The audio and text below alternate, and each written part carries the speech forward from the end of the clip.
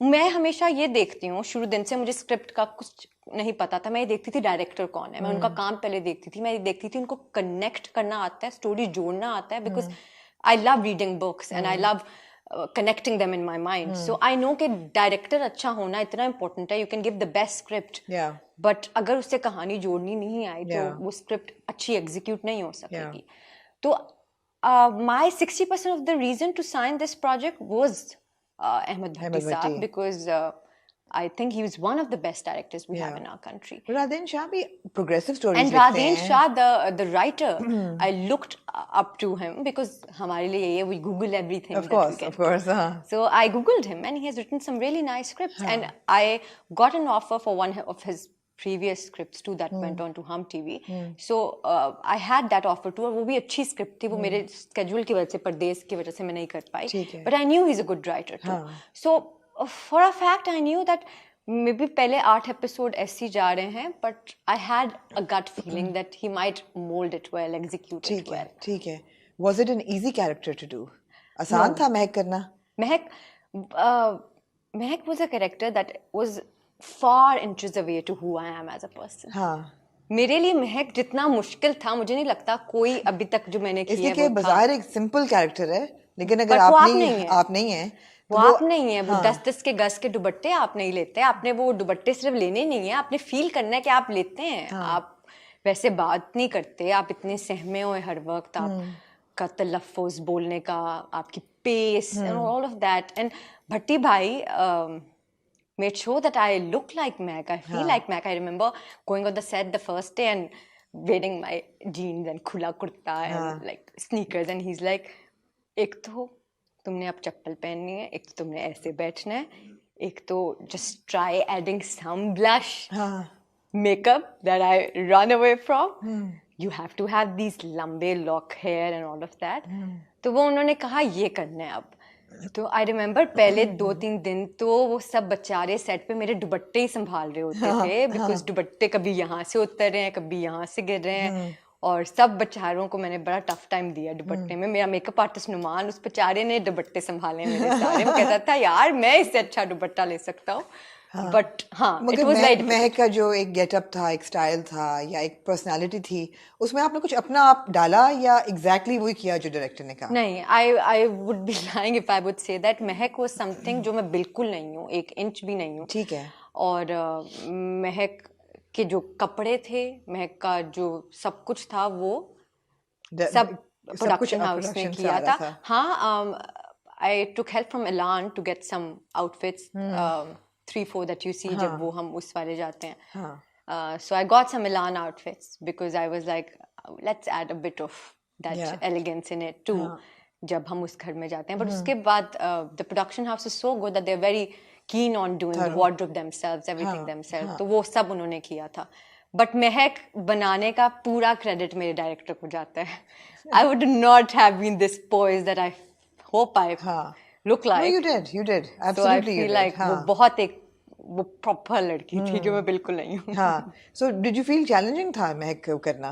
मतलब कहने का ये कि as a performer, as an actor, was there enough meat on the character, या आपको लगा कि ये एक बहुत बस प्यारी और मासूम और भोली और डरी भी होनी चाहिए और ये ऐसे रहना है मुझे बस? So I didn't have enough scenes to perform, I feel. And by perform I feel like अगर आप पिछला मेरा काम देखें परदेश, तो परदेश में there were a lot of lines, a lot of trauma that I had to process with while saying those lines, because Pardes was not an easy script. बिल्कुल.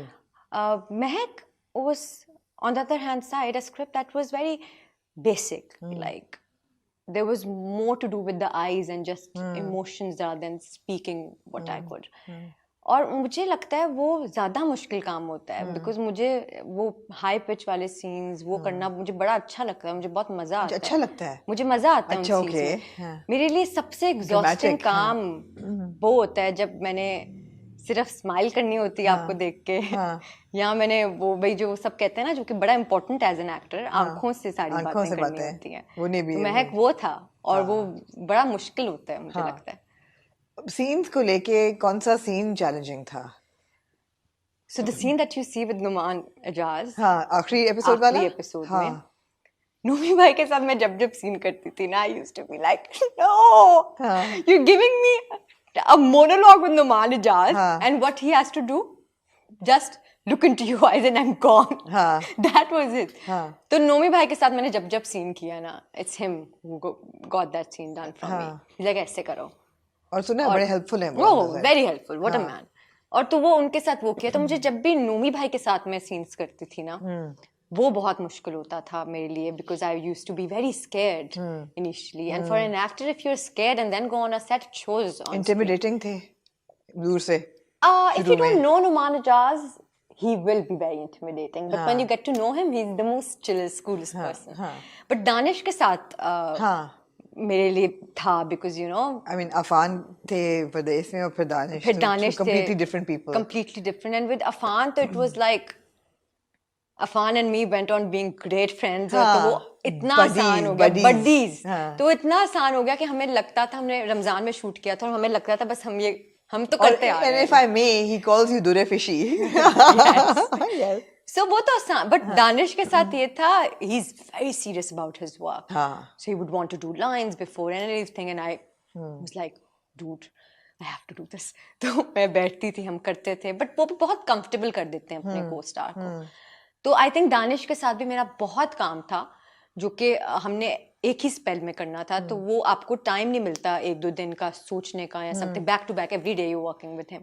तो I think the scenes with Danish and Numan Ijaz was the most difficult ones. या तो दानिश के साथ which scenes were, हमने तो उसकी बहुत बात की, कैंडल लाइट पोस्ट शादी कैंडल लाइट, वो कैंडल लाइट वाला डिनर नहीं, कैंडल लाइट वाली वो जो रात होती है, तूफानी रात, वो हमने तब कर लिया था जब आइस ब्रेक शेक हो गई थी. वरना मोस्टली क्या होता है हमारे ड्रामों में, पहले दिन ऐसे सीन्स रख लेते हैं. बट भट्टी भाई इज सो इंटेलिजेंट. भट्टी भाई स्टार्टेड अस ऑफ विद वो वाले सीन जिसमें मेरी झिझक शो होनी थी, तो वो बड़ी नेचुरली शो हुई, बिकॉज मैं झिझक रही थी. तो वो उनको पता था कि मुझे एक्टिंग कितनी आती है, तो उन्होंने उस हिसाब से फिर वो सीन्स प्लान किए थे. बट आई रिमेम्बर वो वाला सीन भी जब हम कर रहे थे ना, तो हम दोनों की द कैंडल वाला, हम दोनों की, हमने कहा एक भी हंसेगा ना, and we were just in laughing fits because we couldn't fathom a girl who's so like proper and everything going into a candle knowing what she's going for and just walking inside. और फिर भट्टी भाई is a perfectionist, तो वो 20 shots लेंगे.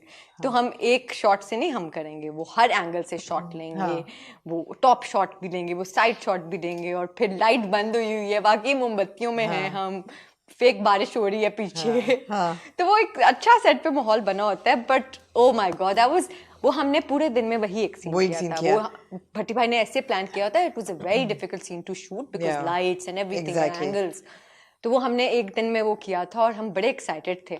और भट्टी भाई so particular, भट्टी भाई ने कहा यही कलर पहने. मैंने कहा भट्टी भाई क्या, रेड था ना, the pinks, the tones, she is like that glow, and he thinks so much. जब मैं स्क्रीन पे देखा यार, the combination, that really made sense to me, because at the end of the day, it's a drama we're living in. You have the liberty to do some stuff because it's a dream.